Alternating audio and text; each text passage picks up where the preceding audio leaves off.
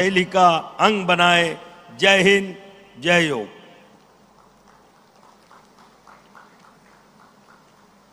धन्यवाद सर।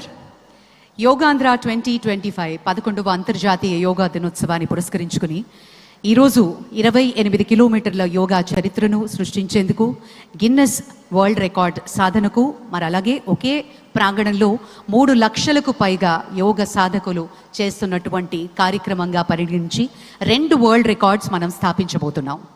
అలాగే శక్తి శాంతితో ముడిపడిన వ్యక్తిత్వం, ఇదే ఆయన నిజమైన ధ్యానం. పౌరుల పట్ల బాధ్యత, దేశం పట్ల శ్రద్ధ, యువత పట్ల నమ్మకం, ఇవన్నీ ఆయన స్ఫూర్తిదాయకమైన జీవన శైలిలో నిండి ఉన్నాయి.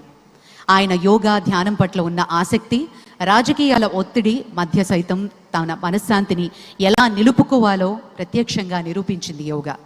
సినిమా మరియు రాజకీయాల రెంటినీ సమతుల్యం చేయడానికి ఆయన అభ్యసించేదే యోగా.